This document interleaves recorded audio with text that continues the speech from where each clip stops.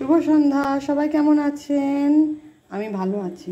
তো আজকে আমাদের এদিকে প্রচুর বৃষ্টি হচ্ছে, তো সেই কারণে সন্ধ্যাবেলাটা মনটা কেমন আনচান আনচান করছিল, তাই একটু চিকেনকে মশলা মাখিয়ে ম্যারিনেট করে রেখে দিয়েছি। একটু পরে চিকেন পাকোড়া ভাজবো। আমি এতে পেঁয়াজ, কাঁচা লঙ্কা, আদা রসুন বাটা, লেবুর রস, তন্দুরি মশলা, কাশ্মীরি মির্চের গুঁড়ো, হলুদ গুঁড়ো, লঙ্কা গুঁড়ো, জিরে গুঁড়ো, ধনে গুঁড়ো, শাহি গরম মশলা এবং একটু দিয়ে দিয়েছি কর্নফ্লাওয়ার দিয়ে কিছুক্ষণের জন্য, তাও ধরে নিন না 2-3 ঘন্টার জন্য ম্যারিনেট করে রেখে দিচ্ছি। ম্যারিনেট করাটা চিকেনটা বেশ দেখেন সফট হয়ে গেছে। এবার এতে মাখিয়ে নিচ্ছি একটু বেসন। ছাড়া তো আর বেসন ছাড়া তো আর পকোড়া হবে না। বেসন মাখিয়ে নিলাম, আর দিয়ে দেবো একটা ডিম।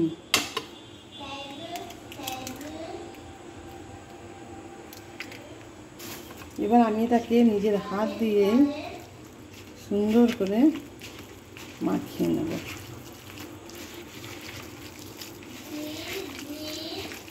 দেখে লোভ লাগছে, তাই না বলুন? সন্ধ্যেবেলা এইরকম খেতে কার না মন চায়? একটু গরম গরম চা আর এইরকম চিকেন পকোড়া, আহ, সন্ধ্যেটা ব্যাস জমে যাবে।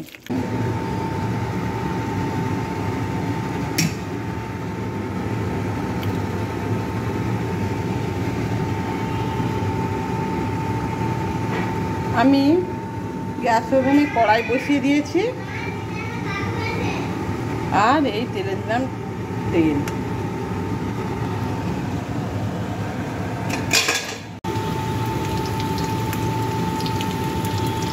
আমার চিকেন পকোড়াগুলো দেখুন কেমন ফুলে ফুলে বেশ বড় বড় হয়ে গেছে। একটু এইভাবে নেড়ে চেড়ে নিচ্ছি।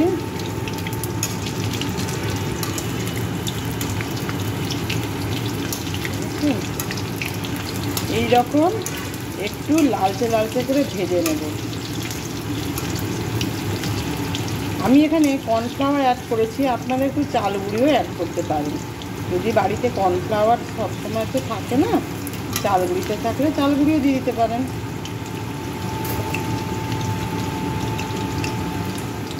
মচমচে হয়ে গেছে, একদম রেডি। আমি এবার এগুলোকে ছান্তায় করে তুলে নিচ্ছি।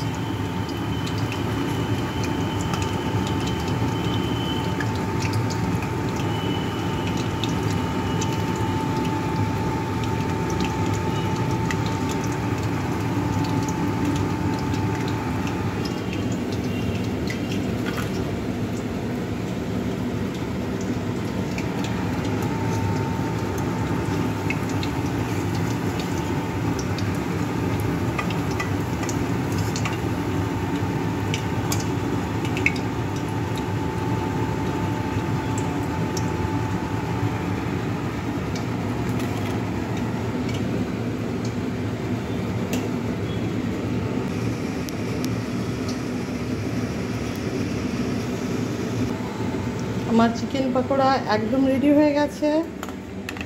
তাতে দিয়ে দিয়েছি কাঁচা লঙ্কা আর পাতিলেবু। এবার দিয়ে দেবো একটু সস। আমার ইভিনিং স্ন্যাক্স একদম রেডি। এবার আমরা সপরিবারে এগুলোকে একসাথে খাবো। সবাই ভালো থাকবেন।